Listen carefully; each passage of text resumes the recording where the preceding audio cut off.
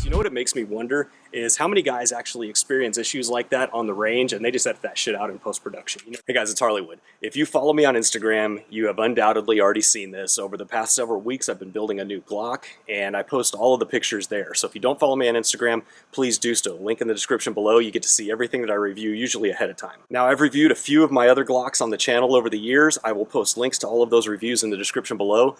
The first one that I did was this JagerWorks Glock 19. I've also reviewed this JagerWorks Glock 43 and this 30S with hydro dipping from Joint Force Enterprises and just an RMR cut from JagerWorks. So this one is the first one that JagerWorks has not touched. And we're going to go over some of the details and all of the things that I have on this today. But first, let's do a little bit of shooting. Today's shooting footage is sponsored by Idaho Ordnance. I'll post a link in the description below. Check them out.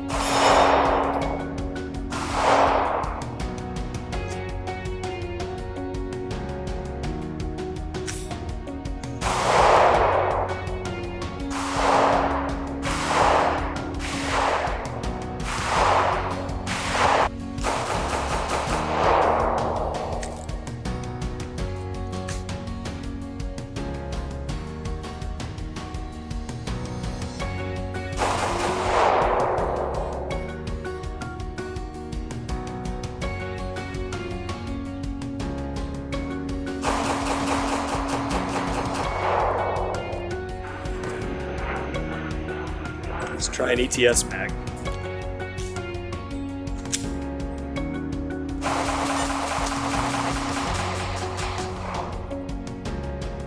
Still didn't lock back, but it cycled, which tells me it's this guy.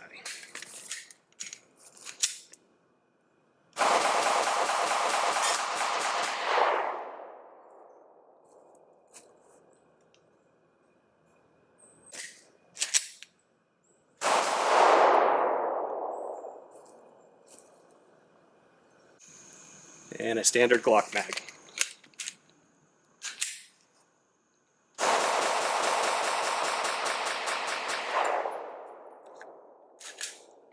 Still didn't lock back, but at least it cycled. All right, I have a confession to make. When I first put all this together, I took this in the backyard and I shot 5 or 6 rounds out of it and just saw that everything cycled fine.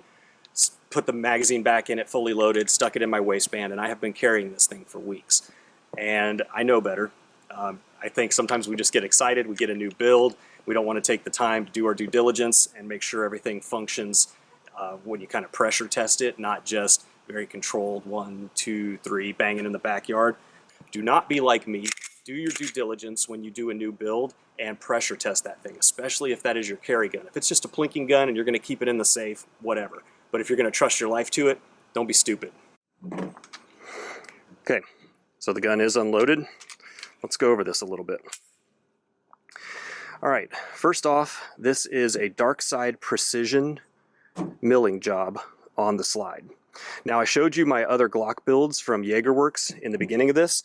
One thing that I like about this is that you can buy a slide from him and it comes already milled. So you don't have to take your slide off, send it in, get it milled, and get it back.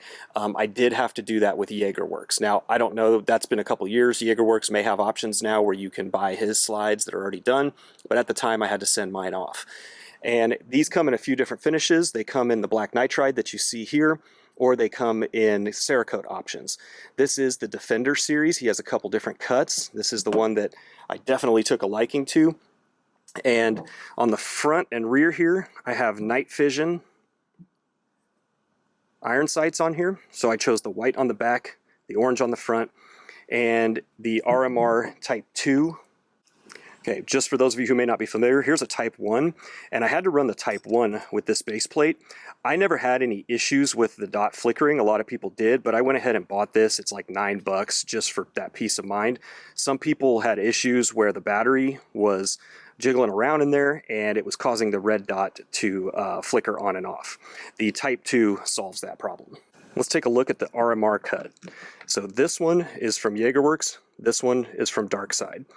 You'll notice on the JagerWorks one, the mounting holes are flush, but it has these 2 posts on the front. All right, and those made up with the 2 points right there. So it locks up super tight, and there's not a lot of wiggle in it. The downside of this one is you typically have to run a longer screw on this side and a little bit shorter screw on this side, because if you run a screw that's too long, it's going to come down and interfere with your extractor rod. All right, and I have made that mistake.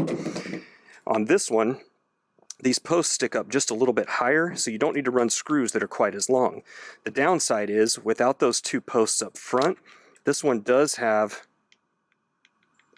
just a little bit of play in it. Now, when you screw it down, it's tight, but could it loosen up over time? I don't know, maybe.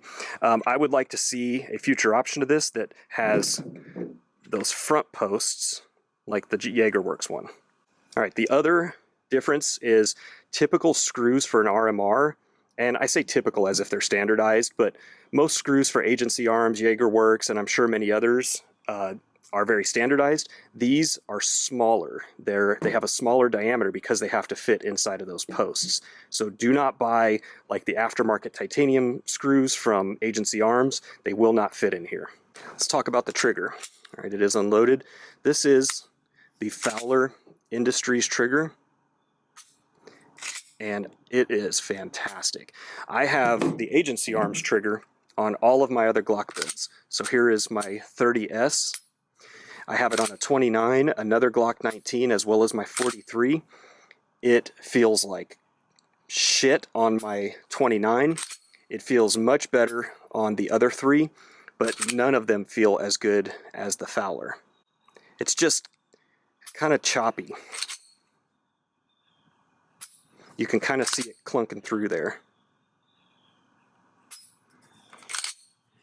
Yeah, a little bit too much grit in it.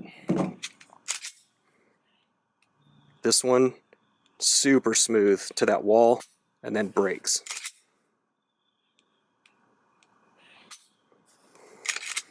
The reset, very nice.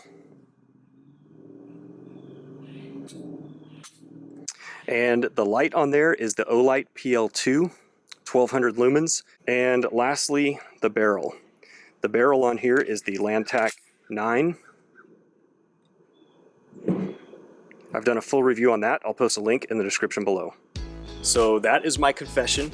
Do not be like me. Make sure when you do something new to your gun that relates to the function that you pressure test it, and appropriately so. Don't just take it out in your backyard and shoot off 5 rounds and verify that it cycles 5 rounds. I'm sure the comments are going to be brutal on this one. What it makes me wonder is how many guys actually experience issues like that on the range and they just edit that shit out in post-production. You never even get to see it. I'm sure it happens to quite a few. So I will let you guys know if I get the wiggles worked out on that SLR base plate. My hope is it's just too tight. I've got about 125 rounds through it right now. I'm gonna go for 500, and it's probably gonna be painful with it, jamming up. I will give you an update as they develop. Thanks for watching, guys. If you like this video, do me a favor, please subscribe down below. I've got lots more videos to come, and we'll see you in the next one.